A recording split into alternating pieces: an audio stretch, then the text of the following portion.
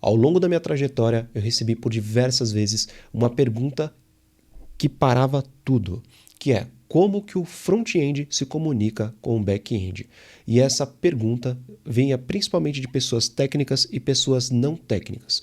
Ao longo da minha carreira, essa pergunta surgiu por diversas vezes e hoje não é diferente. E principalmente na era da IA, você que seja um dono de um negócio ou até principalmente um engenheiro de software, um desenvolvedor, deve ter isso em mente, ter essa visão para você solicitar um serviço para uma consultoria ou para você tomar uma determinada decisão para o seu negócio, e para você que é da área, tem um perfil técnico, você deve entender isso muito bem, porque não tem como você pedir para a IA desenvolver algo, sendo que nem você tem a visão do todo. Então isso vai atrapalhar muito na hora de fazer as suas entregas ou construir o seu próprio software. Então eu trouxe esse vídeo exatamente por conta dessa problemática que eu vejo muito no mercado, ou algum mentorado meu, ou quando eu vou prestar alguma consultoria, eu vejo essa pergunta na mesa ainda. Então eu vou trazer de uma forma macro para você entender de uma forma muito simples, e aí sim você vai sair daqui com esse conhecimento para você poder aplicar aí no mercado. Tá bom? Bom, eu já deixei aqui o meu ScholarDraw aberto, com duas caixinhas aqui, representando o front-end e o back-end. E eu vou explicar para você um pouquinho de cada e trazer uma visão por completo de como você conecta essas pontas, como que você coloca isso para as pessoas utilizarem, tá? Então, vou fazer esse fluxo com você de forma macro, porque isso aqui é um tema que pode ser feito por horas e horas por conta de tanta complexidade e tecnologias que nós podemos linkar aqui no tema, só que eu vou trazer uma forma mais resumida, tá? Para você já sair daqui com todas as informações.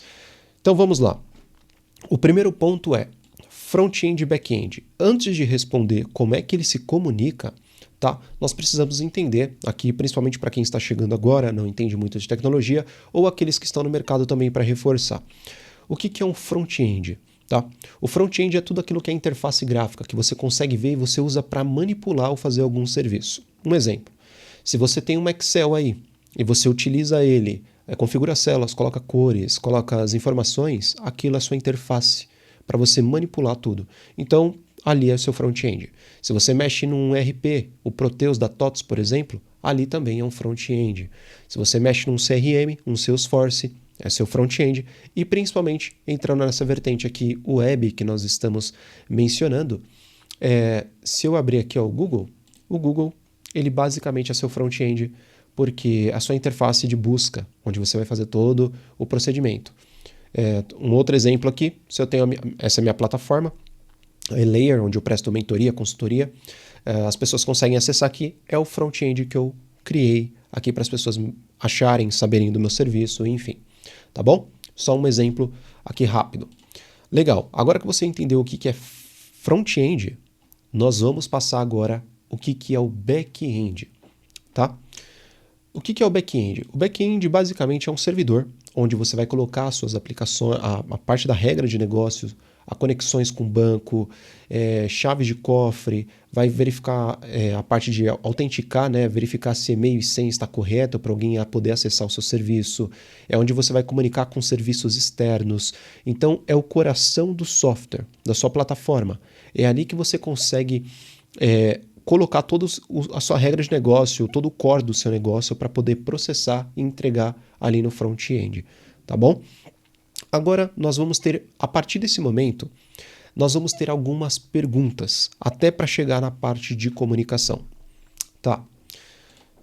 Antes de mais nada, Júlio, como é que eu construo um front-end? Você utiliza tecnologias como o Vue.js, tá? Angular e também o famoso React, tá? Essas três tecnologias, elas são famosas para poder construir front-end. Dentro delas também tem os seus frameworks, serviços específicos. Por exemplo, o React, você tem o Next.js, onde você consegue trazer ali o servidor um pouco mais perto do cliente, né? Do front-end. Mas isso aí são detalhes. Aqui nós vamos olhar como um todo de uma forma macro.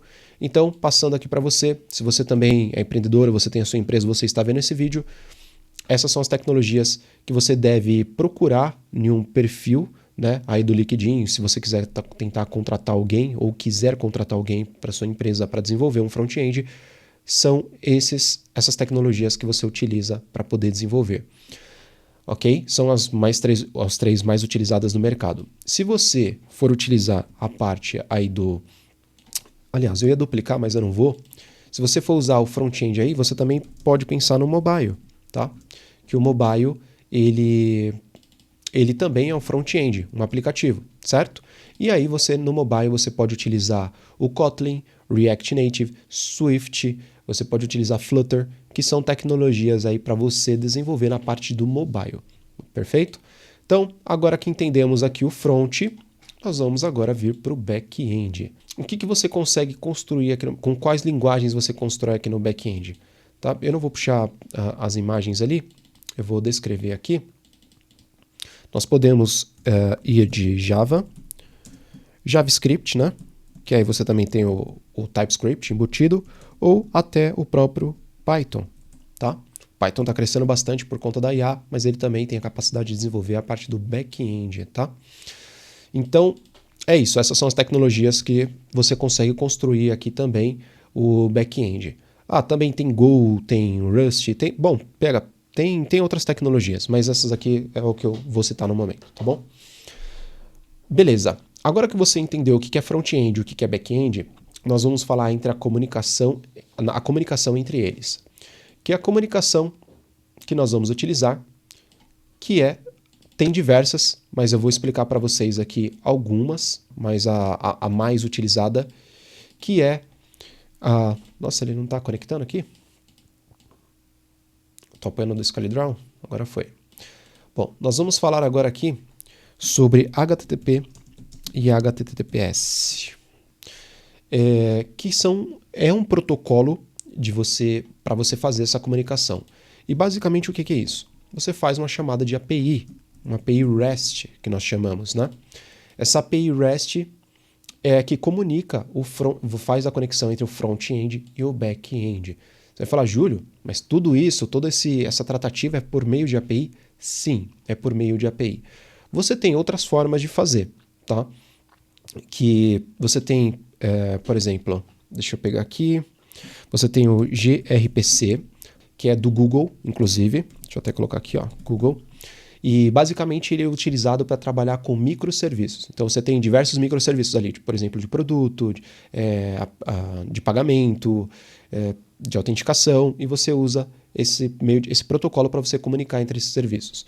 Você também pode utilizar o famoso GraphQL. Ele usa HTTP também como meio de transporte, mas é uma forma de você utilizar. Você também tem a parte do WebSocket, tá? O que é esse WebSocket? O WebSocket é, por exemplo, você está com o WhatsApp e você consegue conversar com a pessoa em tempo real. Cliente que comunica com o servidor ali, por isso que a mensagem chega em tempo real para você. É por meio desse protocolo, que é o WebSocket, que você consegue fazer esse tipo de serviço em real time. Você também tem a parte do Kafka. O Kafka, que é um broker, é um message broker, tá? Que é uma mensageria, que ele trabalha muito com streams ali, tá? Orientado a eventos. Então você tem o TCP, que é próprio ali do Kafka. Mas você também tem que deixa eu ver aqui até o nome dele, que eu não lembro de cabeça, que é o MQP, que ele é para mensageria também, o message broker ali, chamado RabbitMQ. Então, cada um tem o seu protocolo aí. Você tem outros, tá? E, por exemplo, você tem um para IoT, né, que é a internet das coisas, para você conectar dispositivos, mas não vou entrar nesse caso. Vou só mencionar esses aqui para você ter noção dos tipos de protocolos que você tem para fazer comunicação. E o mais utilizado, que é o API REST, que basicamente aqui, na hora que você manda a requisição, você tem uma resposta, ele fecha a conexão. O único que mantém a conexão aberta quando você manda uma requisição, ele dá uma resposta e continua aberta, é o WebSocket, que é para a parte de WhatsApp, igual eu mencionei. E o que tem de especial nessa API REST? Basicamente, ela comunica entre o front e o back-end com arquivos JSON. E o que é esse JSON? O JSON ele vem nesse formato aqui, ó. Ele vem como um texto. Ele vem com esse formato, por exemplo, se eu quero mandar o meu nome, aqui, ó, por exemplo, name, eu coloco Júlio, e-mail, julio@gmail.com. Até escrevi errado aqui, né? Coloquei um F a mais. Então ele vem nessa configuração, nesse padrão, e aí o próprio back-end já consegue ler arquivos JSON por meio das requisições aí da API, e ele consegue fazer as tratativas. E a partir desses campos ele consegue pegar esses valores, colocar no banco de dados e também deletar as informações. Tá? Isso eu coloquei aqui dados de um usuário, mas pode ser de um produto, um serviço, enfim. Não tem limite. Você pode usar conforme a sua necessidade, conforme a sua criatividade também, para desenvolver um bom software. Então a comunicação é feita através de JSON, a partir de API. Se você quiser conectar, por exemplo, outro back-end aqui no seu front-end, vamos supor que você quer um back-end aqui que é só para produto, o outro é só para cadastro. Pode. Você entra na questão da arquitetura de microserviços aí também. Você quer conectar mais de uma interface no único back-end, por exemplo, um aplicativo mobile e também um site. E depois também conectar junto com um CRM, com por exemplo, um SAP da vida. Você pode. Então, você consegue comunicar por conta da API REST aqui, do protocolo HTTP, você consegue fazer essa comunicação, tá bom? Então, é assim que se comunica o front e o back. Aí você vai me falar assim, Júlio, legal, entendi até aqui. E aí, a partir disso, começa a surgir outras perguntas, que é totalmente pertinente. Além de entregar isso, eu vou trazer um plus aqui para você sair daqui com muitas informações valiosas. Júlio, legal, você me explicou que é back e o front-end e que as tecnologias que você utiliza. Mas, cara, em vez de eu ficar fazendo essa comunicação, fazendo muita coisa, eu posso construir tudo no front-end. Eu construo meu back-end, meu front-end, coloco as regras de negócio, tudo aqui no front. Eu posso. Olha, você na verdade pode, mas não consegue 100%. E também tem algumas questões. Vamos supor aqui. Eu vou mostrar aqui para vocês, pegar novamente o meu próprio site, para poder explicar algo. Aqui é a minha interface gráfica, meu front-end. Vamos supor que eu coloque senha para conectar com cloud ou conectar com um banco de dados aqui no meu front. Se você clicar com o botão direito e vir em Spec, veja que ele abre essa janela aqui. Ó. Eu vou até reduzir aqui para você conseguir enxergar. Deixa eu ver. Deixa eu trazer mais aqui. Opa, foi. Pronto, agora foi. Então, a partir do momento que eu faço esse spec aqui na página, aparece esse código. Tá vendo quando eu passo o mouse, ele começa a selecionar o conteúdo da tela? Basicamente, a partir desse front-end, eu consigo ver como que foi montado a arquitetura do front. Então, eu consigo ter acesso aos scripts, os códigos que eu fiz a partir do meu navegador. Então, por exemplo, ó, eu quero ver o meu header aqui. Ó. Eu posso abrir, posso falar, cara, deixa eu ver o que faz esse botão. Deixa eu ver o que faz esse outro botão. Então, você consegue ver o que tem por detrás da plataforma, da página. Então, tem técnicas que você consegue ocultar alguma informação ou outra, mas mesmo assim você está exposto com informações no navegador.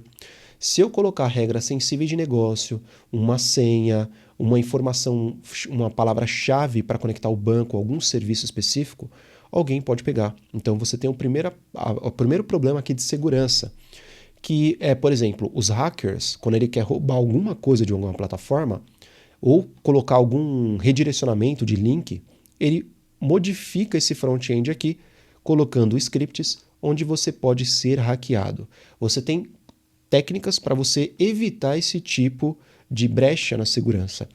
Então, por isso que o front-end você não coloca coisas específicas e sensíveis. Você deixa para o back-end, porque ninguém vai conseguir ter o acesso ali dentro do back-end para poder fazer isso.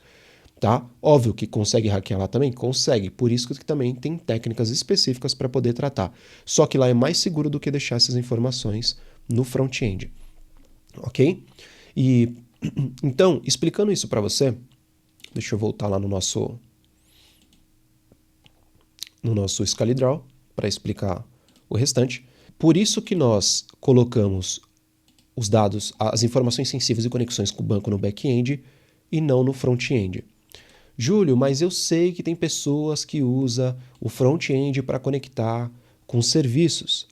E sim, é possível. Eu vou dar um exemplo aqui, tá? Vamos supor que nós estamos fazendo um cadastro. e eu mandei os dados do cadastro para o meu back-end. Só que nesse meu cadastro tem aquela foto de avatar, né? Que é a foto do perfil ali da pessoa que fez o cadastro. Então, eu poderia chamar um API Gateway aqui, tá? E esse API Gateway, o que ele faz? O front ele vem aqui e chama direto, sem precisar muitas vezes do back-end. Depende da estratégia que você está adotando, do que você está desenvolvendo. Mas ele pode mandar os dados para cá para o back-end, mas também chamar esse API Gateway. Eu coloquei da AWS aqui, tá? Que é da Amazon Web Service. E o que ela faz? Esse API Gateway vai identificar o tipo de chamada e aí vai chamar o AWS Cognito, né? O Cognito. E o que ele faz? Chama esse serviço para identificar que tipo de pessoa está fazendo essa chamada. Ela tem permissão para fazer isso? Ela tem autorização para acessar o que ela quer acessar? Se sim, ele faz a autenticação, libera o acesso para a pessoa e aí aquela informação de foto que ela quer colocar na nossa aplicação vem aqui direto para o S3, tá? Que é o serviço aí de storage para você colocar arquivos, documentos, fotos, enfim, na AWS, tá bom? Tem outros também como o GCP, Azure, enfim. Tem outras plataformas aí para você fazer isso, mas eu estou citando aqui a AWS. Perfeito? Então o front-end ele pode comunicar. Mas veja que mesmo que o front está comunicando aqui, ele não está chamando diretamente cada serviço. Ele está chamando primeiramente um API Gateway, né? Tipo, seria um portão ali. Ele vai passar para poder ter todo o acesso dentro da minha arquitetura. Ele vai falar assim, opa, peraí, o que você está chamando? Esse cara aqui eu preciso validar se tem questões de segurança. Então ele chama o serviço de segurança para validar e depois redireciona para o serviço que ele precisa acessar. Então, mesmo que você chame no front, você tem esses tipos de estratégia para não deixar liberado para alguém acessar de forma tranquila e livremente, tá bom? Então, eu estou explicando isso aqui, não estou entrando tão a fundo, é bem macro mesmo, mas só para você entender aqui o raciocínio e como tudo isso se conecta. Perfeito. Agora, Júlio, eu entendi. Então, quer dizer, vamos usar analogia aqui. Vamos dizer assim que aqui é a analogia mais utilizada no mercado, que nós estamos no restaurante. O front-end, basicamente, ele é o nosso garçom. Ele vê ele escuta o que o cliente quer. Então, eu quero cadastrar os meus dados. Né?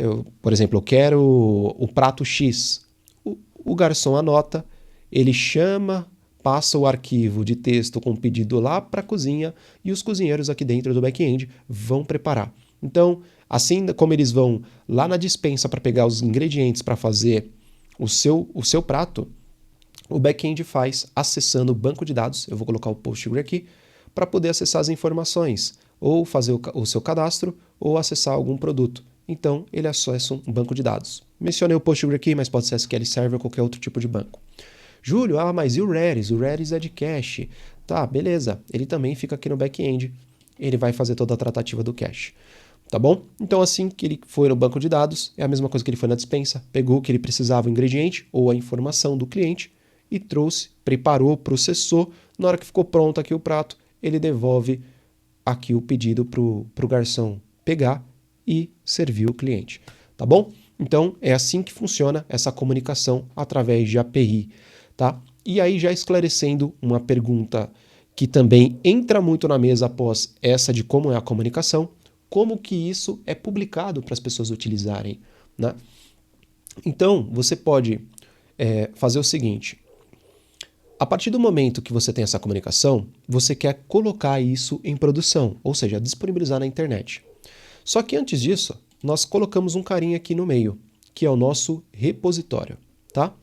E o repositório, eu coloquei o GitHub aqui, mas geralmente as pessoas podem hospedar também na parte ali do DevOps, né, ali do Azure. Você pode colocar isso também dentro de um AWS, enfim. Mas aqui eu vou citar o GitHub, que ele é bem famoso como repositório. E nós podemos colocar todo o nosso código, tá, do back-end dentro de um repositório aqui e o código do front-end também dentro de um repositório. Júlio, o porquê? Qual que é o ganho? O repositório, basicamente, ele vai armazenar os seus scripts. Vamos supor que você está aqui trabalhando e você não está guardando no repositório.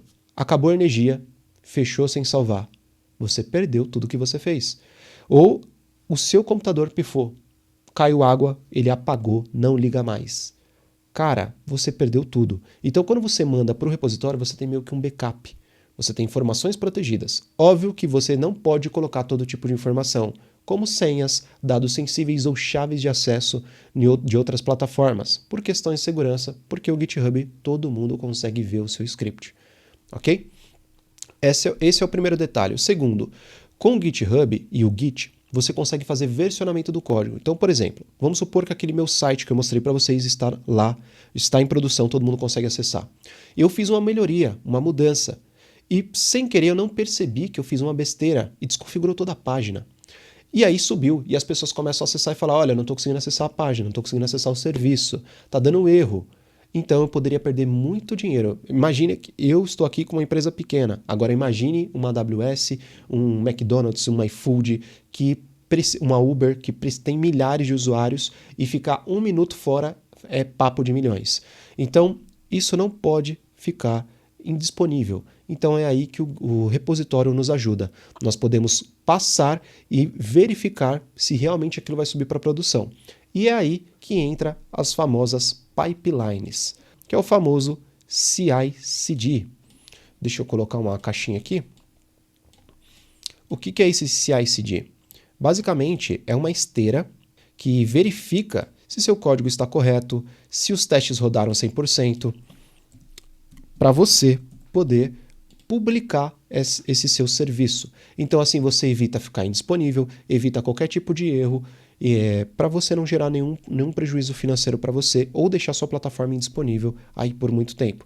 Então essas pipelines verificam se o código foi de qualidade, se está organizado, se ele passou nos testes, e aí sim, se verificou tudo, ele passa a ser publicado. E ele entra nos famosos hosting. Tá? O que é o host? São as plataformas onde nós publicamos os nossos scripts. Depois de prontos, depois de armazenados, eles vão ser publicados para ficar disponíveis. E quais plataformas são para você publicar? Você tem diversas. Nossa, peraí que ele tá deixa eu pegar um pronto aqui. Legal. Aí, ele conecta com essas plataformas aqui, ó, que são basicamente a Vercel, a Render, a AWS, Azure, tem outras plataformas como Netlify, Hostgator, enfim, você consegue publicar através do seu código do repositório. Júlio, posso pegar meu script direto em vez de colocar no Git e publicar aqui diretamente nessas plataformas? Você consegue, só que esse passo a passo aqui já é para uma questão de segurança, já é por toda uma questão de cuidado com o seu serviço. Mas você consegue sim, você faz via linha de comando no seu próprio terminal, publicando já diretamente nas plataformas. E a partir daqui você configura lá todas as informações necessárias para aparecer nas buscas do Google, para você também ter o seu domínio, que é aquele www. Por exemplo, escolatech.com.br. Então, a partir disso, você faz algumas pequenas configurações e é aí que fica disponível para o mundo inteiro utilizar, porque já está na internet. Ok? Então, galera, eu passei aqui para vocês de uma forma simples todo esse desenho aqui, explicando como funcionam as comunicações. Por quê? Você sai daqui sabendo front-end, back-end, como é a comunicação entre eles com a API REST, também os outros tipos de protocolo que você pode fazer, os tipos de tecnologia que você utiliza para fazer aqui o front, que o front também pode comunicar com API gateways e serviços do cloud, e também as esteiras CI/CD com o repositório e os hostings aqui para você publicar o seu serviço. Tá? No caso, só uma observação, no caso aqui de mobile, você pode publicar, tá?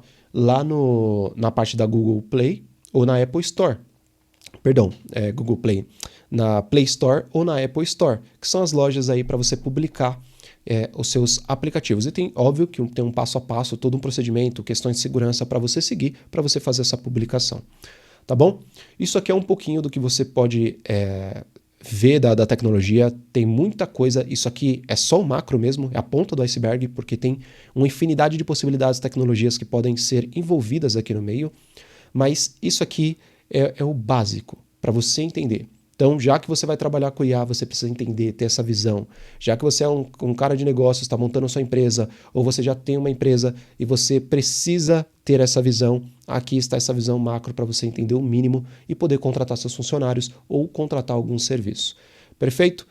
Se vocês gostaram, eu peço que vocês deixem um like aqui. Se ficou alguma dúvida, deixa nos comentários também. Coloca nos comentários se vocês já sabiam dessa lógica, desse contexto, dessa conexão. Se vocês têm uma forma diferente, algo que eu não citei aqui, por citar algo bem rápido. Se tem algum complemento que vocês queiram deixar. Se tem alguma dúvida, também pode deixar. E que você se inscreva no canal, para você não perder conteúdos assim como esse, que é totalmente relevante. Independente de você ser empreendedor, se você é um desenvolvedor ou se você está querendo conhecer um pouco mais do mundo da tecnologia. Ok? Eu fico por aqui e até a próxima.